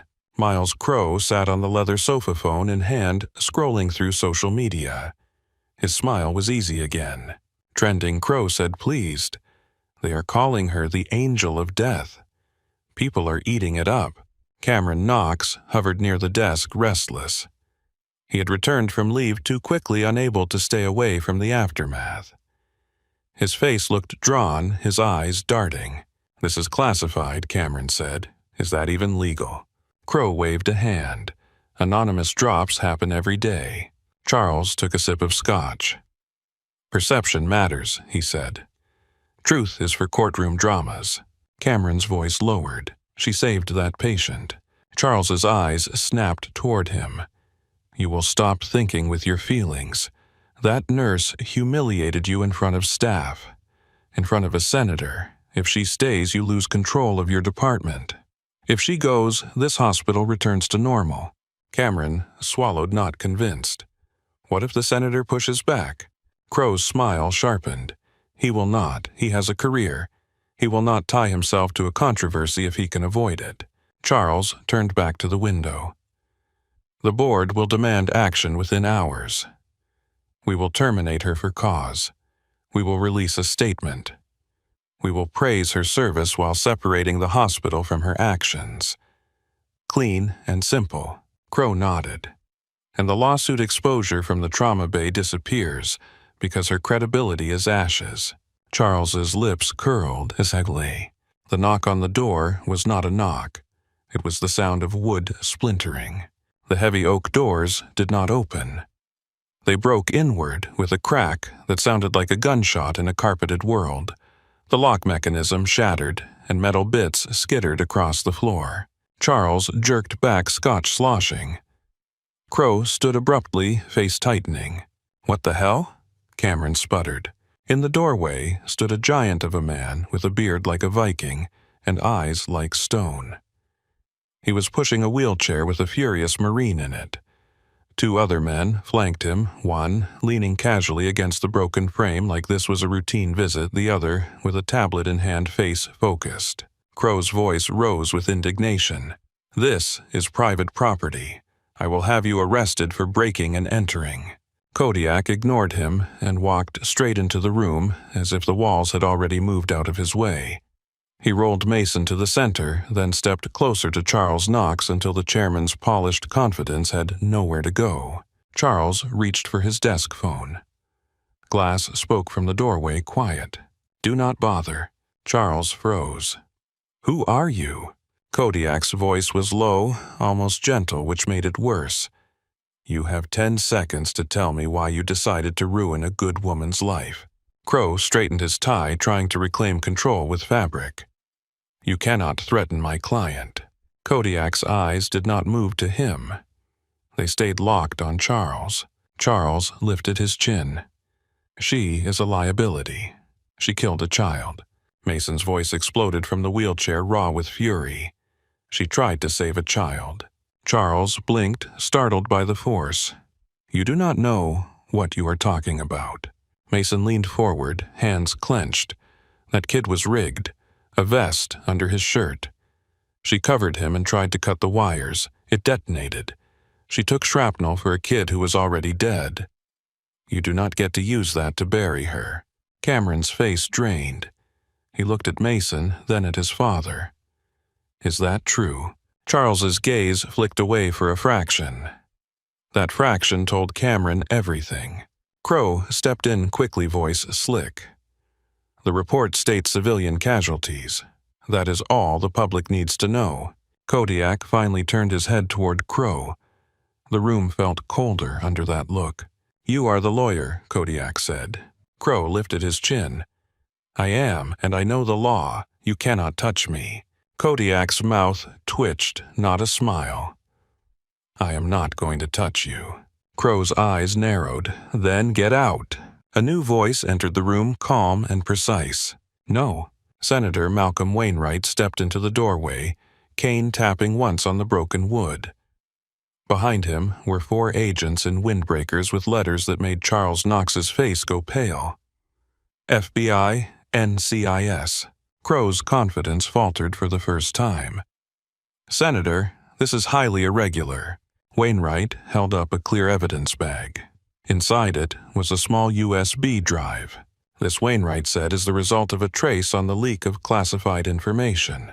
Crow's mouth opened, then closed. "You cannot prove anything." Wainwright's eyes were cold steel blue. "You downloaded the file from a secure server using access credentials that were provided for verification. You left a footprint." Crow shook his head quickly. "I did not know. I only wanted the summary." One of the agents stepped forward, voice flat. "Ignorance does not change the statute." Crow's jaw tightened. "This is a civil matter." The NCIS agent's expression did not change. "It is not." Wainwright's tone sharpened. That file contained operational data beyond a summary page. It contained names. It contained sources. It contained local assets, people who are still alive, people who are still at risk. Crow's face began to crumble, the color draining as understanding finally hit him in a way money could not soften. Wainwright stepped closer. "You emailed it. You pushed it into public channels. You did not just smear a nurse. You endangered people." Crow's voice cracked. "I did not mean to." The FBI agent lifted handcuffs. "Miles Crow, you are under arrest for unauthorized disclosure of classified information and related federal offenses." Crow's knees buckled and he caught himself on the sofa tie, now askew, eyes wide with panic. Charles Knox lifted both hands, slightly distancing himself, trying to separate his skin from the crime. I did not send it. That was him. He acted independently. The second FBI agent stepped toward Charles. We have your messages. Charles's mouth went dry. What messages? The agent read from a phone screen with calm brutality. Leak it. Bury her. Sent from your device at 4:12 p.m. Charles's face went blank as if his brain had tried to exit his body. Cameron whispered, barely audible, "Dad." Charles swallowed, eyes darting. That is out of context. Wainwright's voice cut clean. There is no context where that is acceptable. The agent moved closer, cuffs ready. Charles Knox, you are under arrest for conspiracy to unlawfully disclose classified information and obstruction related to the leak. Charles backed up until his hips hit the edge of the desk. He looked around the room as if someone might save him. Crow could not. Cameron would not. The men in the doorway did not care about his money. The handcuffs clicked onto his wrists with a sound too small for the size of his fall. Cameron stared frozen. The man who had always fixed everything was being turned into a criminal in his own office. Kodiak did not gloat. He watched with the stillness of someone who understood consequences. Wainwright turned his head toward Cameron. You are not under arrest, he said. Cameron flinched as if the words were a slap. Relief flashed, then guilt. Wainwright continued, voice calm. The medical board will receive a full report on your conduct in the trauma bay. Witness statements. Video. Clinical review. Cameron's shoulders sagged. He looked smaller now, not because someone had shouted him down, but because reality had taken his mask away. Mason's voice came low. That patient lived because she stepped in. Cameron's eyes flicked to Mason, wet and angry. I did not mean for him to code. Mason's jaw tightened. Intent does not keep people alive. The agents guided Charles toward the door. Crow stumbled to his feet, hands cuffed, face, pale eyes unfocused. The polished world of the executive suite had been punctured, and the air was leaking out fast. As they passed the broken door frame, glass shifted a side expression unreadable. In the hallway outside, a few administrators stood, frozen hands over mouths. Someone raised a phone to record. An agent glanced at them and the phone dropped instantly. Kodiak looked down at Mason. You okay? Mason's laugh was short. No, but I am here. Kodiak nodded once. Good. Wainwright stepped closer to Mason, voice lower now. You did the right thing in that ER. Mason's gaze hardened. Tell that to the crowd downstairs. Wainwright's eyes narrowed. He was listening, already calculating. The elevator ride down was silent except for the soft squeak of Mason's wheelchair and the faint crackle of radios. The agents moved with controlled speed, guiding their prisoners through corridors that smelled like money and fear. As the elevator doors opened onto the main lobby level, the noise hit them like heat. Reporters crowded the entrance, voices, sharp cameras lifted. Flashing lights bounced off the tile. A hospital spokesperson stood at a podium that had been shoved into place, looking like a woman who had been asked to hold back a flood with her hands. We are investigating the claims, the spokesperson said, voice trembling. We cannot comment on ongoing matters. Questions screamed over her. Is the nurse a war criminal? Did the hospital cover this up? Is the file real? The spokesperson's eyes darted helpless. Kodiak leaned down to Mason, voice low. Where is Hannah? Mason's chest tightened. Doc Park took her to a storage room behind the ambulance garage. Kodiak nodded. Good. Wainwright looked toward the podium. His expression turned cold in a way that promised order. He stepped forward and lifted one hand. It should not have worked. It did. The room quieted, not fully, but enough that the next words could land. Move, Kodiak's voice boomed, not yelling, just commanding. The crowd parted more from surprise than obedience. Cameras turned toward him because cameras always turn toward presence. Wainwright stepped up beside the spokesperson and she backed away as if grateful to disappear. Behind them, the agents guided Charles Knox and Miles Crow through a side corridor away from the cameras for now, but not away from consequences. The cuffs on Charles's wrists caught the lobby lights and flashed. A reporter gasped. Another shouted, "Is that the chairman?" The murmurs rose again. Wainwright did not wait for permission. He took the podium as if it belonged to him. Kodiak stood slightly behind and to the side, shoulders squared, eyes scanning the crowd like it was a perimeter. Mason rolled forward until he was visible, planting himself in front where cameras could not ignore him. The room felt like it was holding its breath. Wainwright's voice came out calm and firm. "There has been an unlawful leak of classified information. The individuals responsible are in federal custody." A wave rippled through the reporters, hungry and confused. "Are you confirming the allegations?" someone shouted. Wainwright's gaze swept the room cold. "I am confirming that the leak was criminal. I am confirming that it was presented without context. I am confirming that the woman you are calling a monster saved children in this building today." A reporter shouted again, sharper. "Did she kill a child overseas?" Kodiak's jaw tightened. Mason's hands clenched on his wheel rims. Wainwright paused, not because he was unsure, but because he chose the moment. "Get your facts right," Wainwright said. "Get your story right." The cameras kept rolling. The crowd leaned forward, hungry for a clean villain and a clean hero. Mason's eyes drifted to the side entrance toward the corridor that led back to the ambulance bay. He imagined Hannah sitting alone in a storage room, hands still shaking, listening to the building roar without her. Kodiak's voice dropped low, meant only for Mason. "We are not leaving her in the dark." Mason swallowed. Good. Wainwright's hand tightened on the podium edge, and his eyes locked onto the camera in the center like he was speaking to someone specific. The hospital lobby, loud and chaotic, finally fell into a tense, uneasy silence. "Tiếp tục viết phần 6 với 1.500 từ. Đã suy nghĩ trong 11 giây. Wainwright let the silence settle long enough that the cameras stopped hunting for noise and found his face instead. "Listen carefully," he said, voice even. "A classified file was stolen, copied, and released to the public today. That act was a crime. The people responsible are in federal custody." A dozen hands shot up. Microphones pushed forward like spears. "Senator, are you saying the hospital leaked it?" Wainwright's gaze stayed steady. "I am saying the chairman of this hospital and his attorney authorized and executed the leak. They are under arrest." A reporter's voice cut through. "Did the nurse commit war crimes?"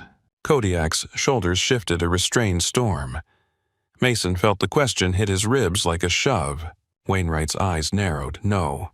The word landed, clean, sharp, final, and still the room held its breath, waiting for the kind of proof that could survive a headline. Kodiak stepped forward and took the podium without asking. He filled the space the way a mountain filled a horizon. His hands rested on the wood for a moment, not gripping, just present. "My name is Master Sergeant Logan Rourke," he said. "I was the ground commander for the operation you are using to smear Hannah Reed." The camera lenses zoomed. Flashing lights popped.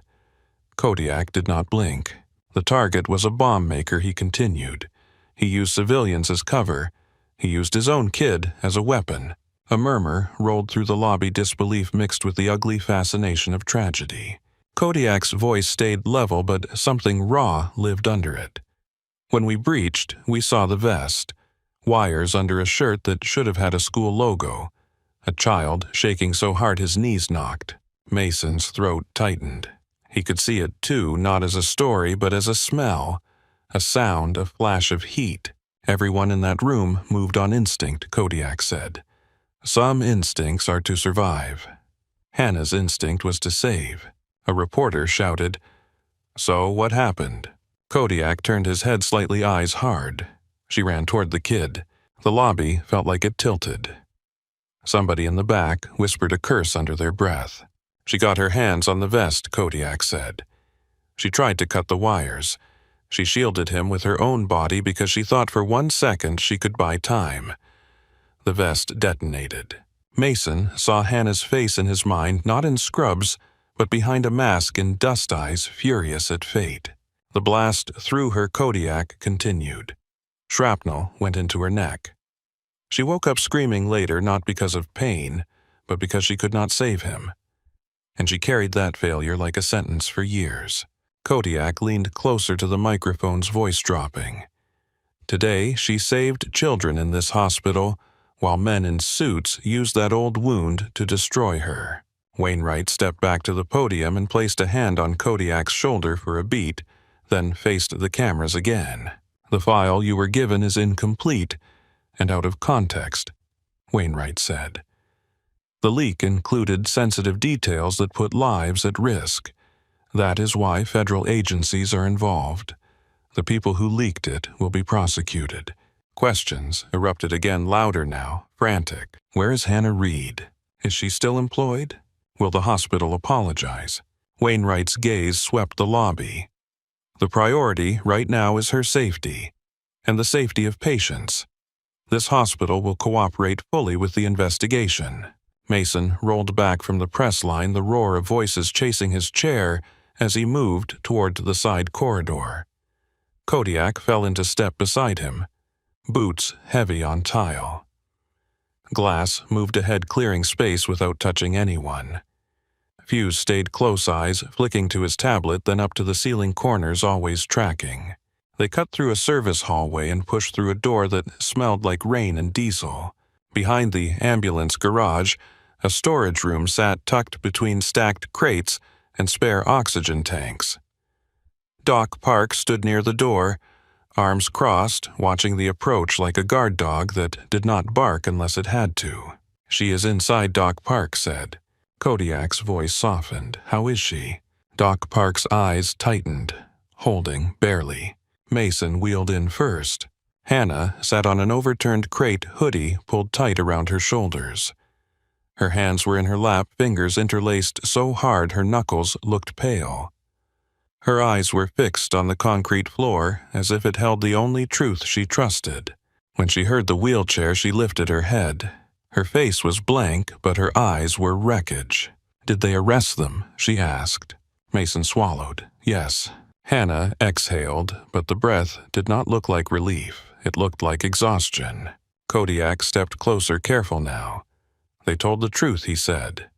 In the lobby, on camera, Hannah blinked once, about Karbala. Kodiak nodded, yes. Hannah's mouth tightened.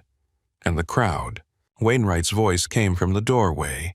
He had arrived without fanfare, cane tapping once as he entered. "The crowd listens to whatever is loudest," he said. "Today, it is not them." Hannah stared at him, eyes narrowed. "That does not erase it." Wainwright did not argue.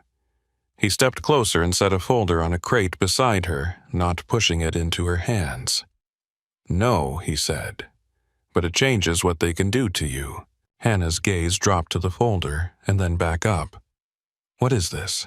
Wainwright's voice stayed calm. "The hospital board is meeting right now. Emergency vote. Their chairman is in custody. Their counsel is in custody. Their reputation is bleeding." Hannah gave a short laugh that held no humor. "So they want a sacrifice." Wainwright shook his head. "They want survival." Hannah's eyes hardened. "And you?" Wainwright's gaze stayed steady. "I want change." Hannah's fingers tightened together. "I am not coming back to the service." "This is not the service," Wainwright said. He angled his body so the storage room door stayed in his peripheral vision, old habits that never died. "I hold a controlling interest in the group that manages this hospital. I activated it. The executive team is being removed." Hannah stared at him, disbelief flickering and then disappearing behind caution. "You can do that." Wainwright's mouth tightened. "I can, and I am." Kodiak watched Hannah closely, reading her face the way he used to read maps. Wainwright continued. "They need a new chief of emergency medicine. Someone the staff will follow. Someone the public will trust. Someone who understands trauma and understands veterans." Hannah's shoulders lifted slightly with a bitter inhale. "You want me to be a symbol?" "No," Wainwright said, sharper now. "I want you to run it." Silence filled the storage room. A distant ambulance door slammed outside. The sound echoed like a punctuation mark. Hannah's voice came out low. "I am a nurse in their system." Wainwright stepped closer. "You are a trauma surgeon who chose the floor. You are a former lieutenant commander who led under pressure. You built order in chaos today when this hospital failed its own children. Hannah's jaw tightened. I do not want power. Wainwright's eyes held hers. Then use it the way you wish others had used it. Mason's hands tightened on his wheel rims. He felt something in his chest loosen a knot he had not named. The idea of Hannah behind a desk felt wrong. The idea of her behind a line of decision-making felt right if decision-making could be made to matter. Hannah's gaze slid to Mason. This system broke him, she said quietly. Mason swallowed throat-tight. It tried. Hannah looked back at Wainwright. One condition. Wainwright nodded. Name it. Hannah's voice turned steady, the command tone returning without effort. Mason Holt runs patient advocacy and security, not performative. Real. He has authority to intervene when veterans are treated like nuisances. And we build a pro bono wing for vets. No insurance games, no waiting lists that turn into graves. Wainwright's eyes softened a fraction. Done. Kodiak let out a slow breath, the kind men released after a door finally opened. Hannah's shoulders sagged, but her eyes stayed wary. I will not be their shield. Wainwright's voice was quiet. You will be their mirror. Hannah stared at the concrete floor again, and for a moment it looked like she might fold back into the ghost. Then she stood. She moved slowly, testing her legs like she did not trust them. Her hands, unclenched fingers flexing once as if reminding themselves they were still hers. All right, she said. It was not triumphant. It was not dramatic. It was simply a decision made by someone who had made harder ones. 6 months later, the automatic doors of Cape Atlantic Medical Center slid open, and the air inside felt different. The waiting room still held pain, still held fear, still held the strange intimacy of strangers hoping for mercy. But the chaos did not own the space the way it used to. At the front desk, Mason Holt stood in a crisp suit, a slight limp softened by a high-tech prosthetic that gleamed under the lights. He spoke to a man slurring with alcohol and anger, and the man lowered his voice without being told. Not out of fear, out of recognition that someone was watching someone who knew what respect looked like. In the hallway, a sign on the wall read, Veteran Support and Rapid Triage. Another sign pointed to a clinic wing funded by donations that did not ask questions first. In Trauma 1, a young resident with fresh arrogance stepped into the bay and raised his voice over the team. All right, he barked. I am lead. Full labs, CT move. He shoved past a nurse and she stumbled back, eyes wide. The temperature in the room seemed to drop. A voice spoke from the doorway, not loud but heavy enough that it pulled attention like gravity. Dr. Lane. The resident froze. Hannah Reed stood in a white coat with her sleeves rolled up. The embroidery on her chest read, Dr. Hannah Reed, Chief of Emergency Medicine. Her hair was still in a practical bun. Her eyes were the same steel that had once stayed hidden behind faded scrubs. She walked into the bay without hurry. The entire room watched, not because they feared her, because they trusted her. You pushed Nurse Martinez, Hannah said.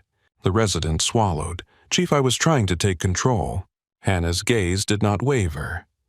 Control is not shoving your team. You do not keep patients alive alone. You do not get to treat people like tools. Yes, ma'am, the resident said, voice small now. Hannah stepped closer to the patient and leaned in to assess eyes moving fast, reading the story. Airway first, she said. Stabilize pressure, then scan. If you rush him down the hall unstable, he dies on the elevator. The resident nodded quickly and moved hands steadier now because someone had anchored him. Hannah turned and stepped out of the bay. Kodiak stood in the corridor wearing scrubs now led trauma technician, his presence a quiet threat to anyone who confused ego with competence. He nodded once to Hannah as she passed. Mason met her near the nurse's station and handed her a tablet. News wants a comment on the policy changes, he said. Hannah glanced at the headline and then handed it back. Let them talk, she said. We have work. A small voice stopped her. Dr. Reed. Hannah turned. A little girl stood beside her mother clutching a worn backpack. The girl's eyes were shy, but curious the way children looked at adults who had seen too much. "My mom said you saved the bus kids," the girl said. "Are you a hero?" Hannah knelt so her eyes were level with the child's. The hallway noise softened around them as if the building understood the moment. Hannah's smile was small and real. "No," she said gently. "I am just someone who helps." The girl frowned, unconvinced. "But you are the lady from the video." Hannah's eyes flicked toward Mason for half a second, then back to the girl. Her voice stayed soft, but the words carried weight.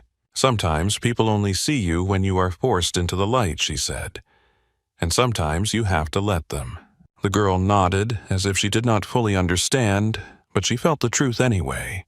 Hannah stood and looked down the corridor toward the ER where the work waited, and the team moved together like something alive. Mason's voice came low at her side. "They know who you are now." Hannah's gaze stayed forward. "They can know," she said. Then she walked back into the noise, not as a ghost, not as a headline, but as the woman who had finally stopped pretending she was only what the world wanted to see.